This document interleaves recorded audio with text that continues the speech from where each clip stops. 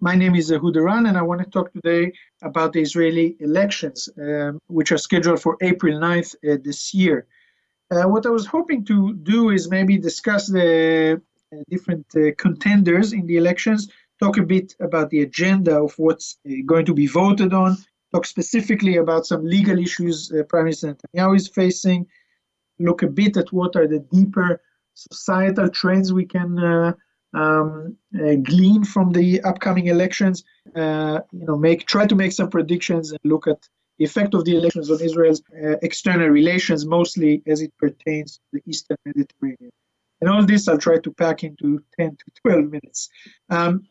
Elections are scheduled, as I said, for April 9th.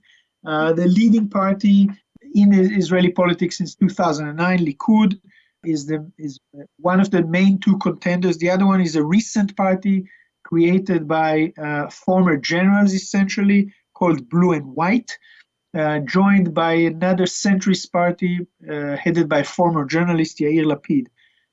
Polling currently shows that Blue and White has a lead, but under the Israeli system, what matters is not actually if you come out first, but are you able to create a coalition. And for now, it seems that the right, led by Likud, still is in a better position to create such a coalition. But as I'll elaborate in a minute, there's a few things that can change. The other parties that maybe are not worthy on the right side to Likud, there's a party that was just created, which includes for the first time elements which are purely racist and in the past were forbidden from running. And in fact, Prime Minister Netanyahu encouraged the creation of this extreme right party because he needs, as I said earlier, a bloc rather than simply a victory of his own party. Got a lot of flack for legitimizing a party that is so critical of Israel's Arab citizens and so on. On the left side of these two main parties, the Blue and White and Likud, we have Labour, Israel's former ruling party, led the Israeli political system from the 30s, even before the state was created, up to 1977. It has been declining in the polls. Now it scores about 8 seats in a 120-seat parliament. To the left of Labour, we have Meretz, which is Israel's most liberal European-style party. There's one other centrist party led by current finance minister Moshe Kahlon, not clear if they'll survive. And despite this description of the spectrum, what really matters is, as I said, who can compose the leading bloc. Of course, if you are the leading party, you're usually in a better situation to do so, but it doesn't necessarily have to be that way. And at least once in our history, a party that was actually second was more effective in creating a coalition.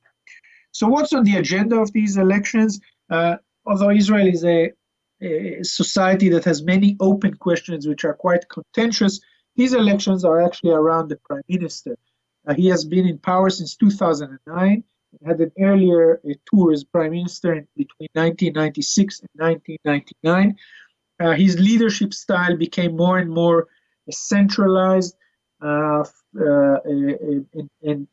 he's facing recently a number of corruption allegations. As a result, he had begun attacking some of the state institutions that are generally cherished, like the court system, the police, and the armed forces, which are traditionally held in high esteem in Israel. And so the Blue and White doesn't really have a clear agenda. They're sort of blaring their message, but it is clear that it's a sort of an ad hoc coalition to beat the prime minister. And if he wins, it's unclear if this party, which was very recently created, will indeed survive. The corruption issues are so central that, in fact, it seems that the elections were called a few months before the original date. So the prime minister will be in a better position publicly to deal with these allegations once they turn into an indictment. Israel's attorney general, who is an independent almost ministerial level post, had intimated that he's going to make his decision whether to indict the prime minister or not in the coming weeks. And the prime minister quickly announced elections, realizing that if he wins the elections, it will be harder for the legal system to pursue him, partly because he could argue he has the popular vote. Still, the corruption allegations can complicate the situation, can lead even to his resignation. Under Israel's constitutional tradition, that's case law, that's not in the law, a minister that is indicted has to resign. We never had a situation like this of a prime minister is probably going to stay in power after being indicted. This is going to be challenged in the Supreme Court and remains to be seen.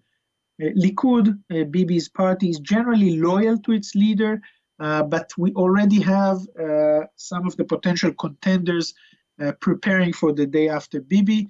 Seen from this perspective, these may be, in fact, an election on the road to the election. We can see a scenario that the prime minister gets re-elected, indicted, found guilty, and then government falls, and we have another elections in a year or two. So some of the political actors are playing a game on two time horizons, up to the April 9th elections and already towards the elections that will follow a few months afterwards, if indeed the prime minister resigns. Let me make 2 or 3 comments about the broader implications of the elections beyond this specific agenda about Netanyahu's leadership.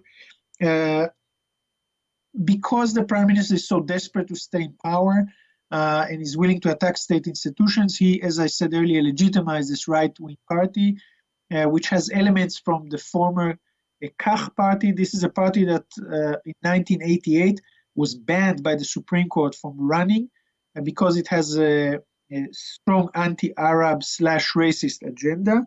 The prime minister is the first political actor that gives them legitimacy. This is a source of great concern, even among moderate right-wingers.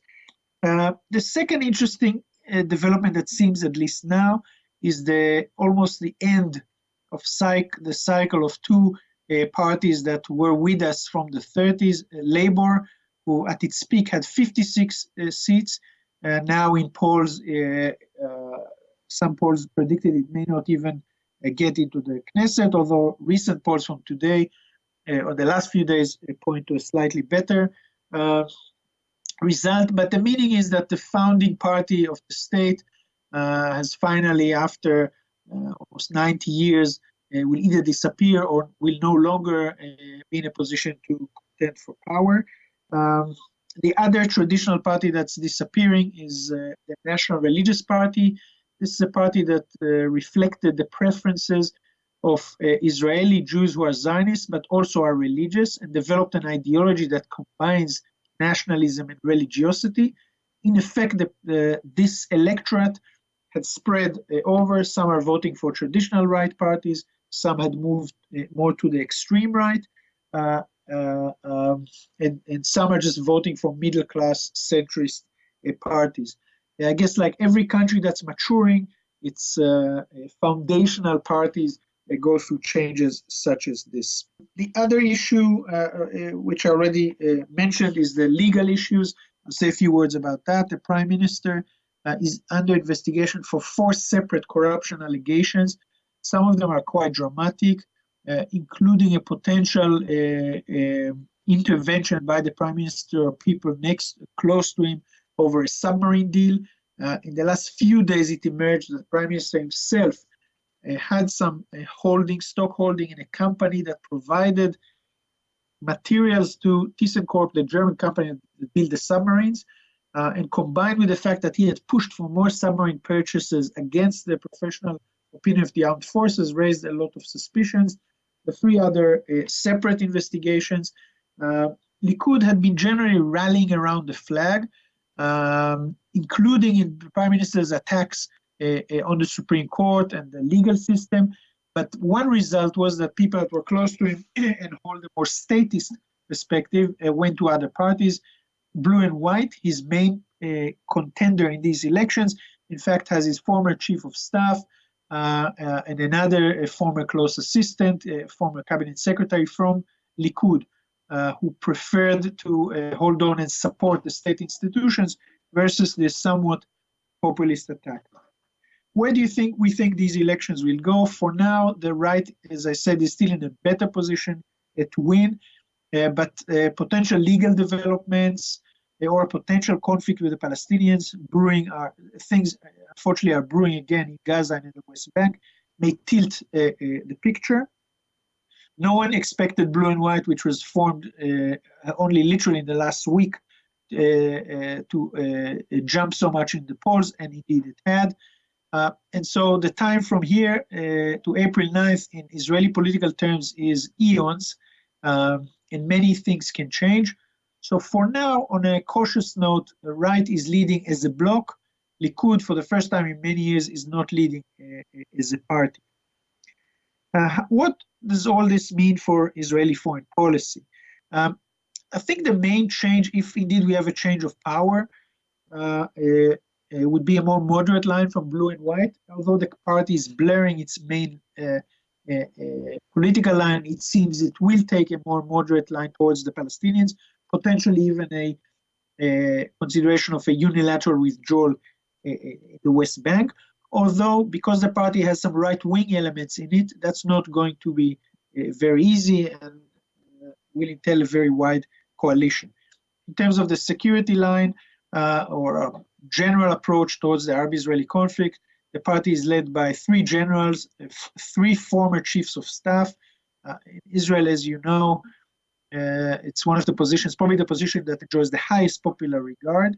And so I don't expect to see any dramatic change from the very realist, pragmatist approach that Israeli foreign policy is famous for.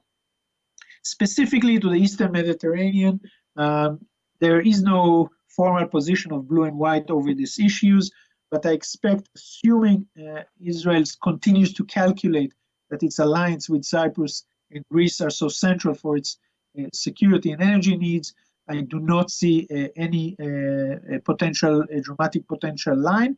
It could be slight changes. For example, a potential minister in Blue and White said that she's against extreme exploitation of the gas resources. On the other hand, one of the 3 chiefs of staff was himself a CEO or a chairman of the board of the energy companies that were doing exploration in the Mediterranean. And so they can push maybe on the margins, but generally I expect the alliance to continue as is. Thank you very much.